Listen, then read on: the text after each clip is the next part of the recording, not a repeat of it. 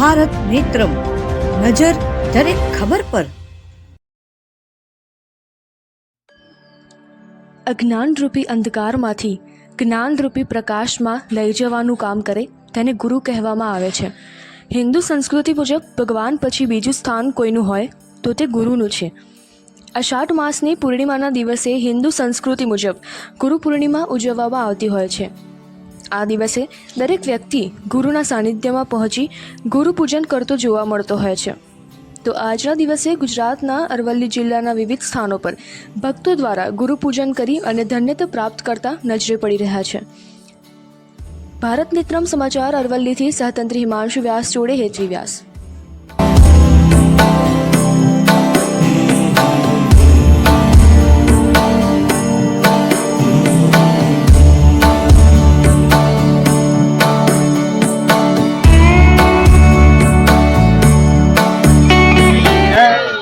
આજે ગુરુ પૂર્ણિમા નિમિત્તે મહેશ્વરમ આશ્રમ ભાટકોટા અહીંયા ગુરુ પૂર્ણિમાનો મહોત્સવ ઉજવવામાં આવ્યો।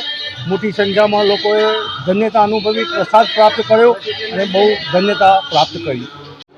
ગુરુ બ્રહ્મા ગુરુ વિષ્ણુ ગુરુદેવો મહેશ્વર ગુરુ સાક્ષાત પરબ્રહ્મ તસ્મૈ શ્રી ગુરુવે નમઃ। આજે ગુરુ પૂર્ણિમાના પર્વ દિવસે મોડાસાના અરવલ્લી જિલ્લાના મોટીસોલ ગામે પરમ પૂજ્ય હીરાદાદાના સાનિધ્યમાં આજે હજારો ભક્તો અરવલ્લી અને મોડાસા તાલુકાના આજે ભક્તો આવ્યા। દાદાના અપાર પ્રેમ, દાદાની અતુટ શ્રદ્ધા અને બાબા રામદેવજીની અસીમ કૃપાથી દરેક ભક્તોના કામ પૂર્ણ થાય છે।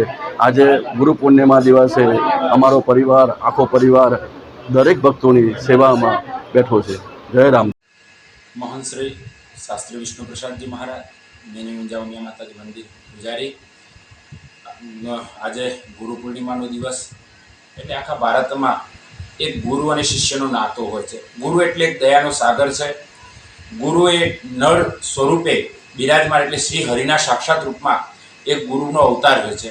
આપણે જોઈએ રામચરિત્ર માનસમાં તો રામચંદ્ર ભગવાને પણ વિશ્વામિત્ર સાથે રહી અને વિદ્યાભ્યાસ કર્યો। ભગવાન શ્રી કૃષ્ણએ ઉજ્જૈનની અંદર સાંદીપની ઋષિઓના આશ્રમમાં રહી અને અભ્યાસ કર્યો। એટલે ગુરુ પરંપરા આપણા સનાતન ધર્મની અંદર વર્ષોથી ચાલી આવી છે। ગુરુ એ જ્ઞાનનો પ્રકાશ છે। રામચરિત્ર માનસ તો એમ કહે છે કે ગુરુના ચરણોની જે નખ છે એ મણી સમાન છે અને એના મણીનો જે પ્રકાશ છે એ જ્યારે શિષ્યના હૃદયને સ્પર્શ કરે અને એ હૃદયને સ્પર્શ કરે છે ત્યારે એમાંથી દિવ્ય જ્યોતિ પ્રકાશ ઉત્પન્ન થાય છે અને એને એ પ્રકાશ ઉત્પન્ન થાય એટલે જે શિષ્યની અંદર રહેલું અંધકાર હોય એ અંધકારને દૂર થાય છે। એવી મોડાસાની પાવન ધરતીના અંદર બેની ઊંઝા ઉમિયા માતાજી મંદિરમાં પણ આજે ભવ્યાધિભવ્ય ગુરુ પૂર્ણિમા મહોત્સવ ઉજવાયો। દેવરાજ ધામની અંદર પણ ગુરુ પૂર્ણિમા મહોત્સવ ઉજવાયો। અહીંયા શામળાજીની બાજુમાં વક્તાપુર લાલજી મહારાજની સાનિધ્યમાં પણ ગુરુ પૂર્ણિમાનો મહોત્સવ ઉજવાયો।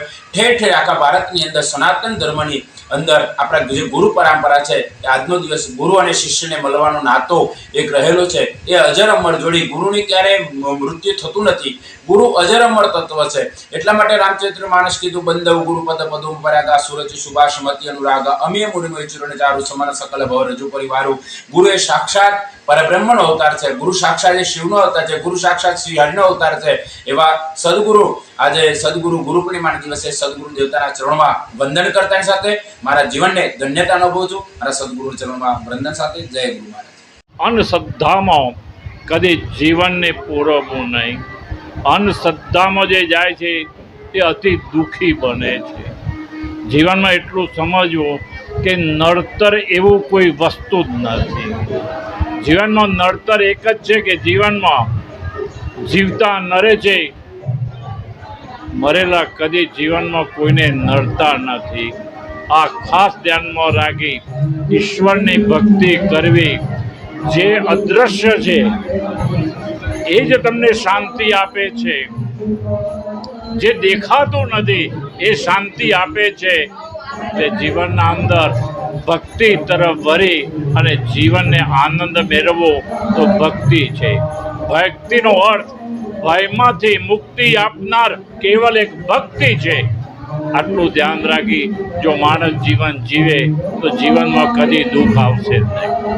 જય ભગવાન।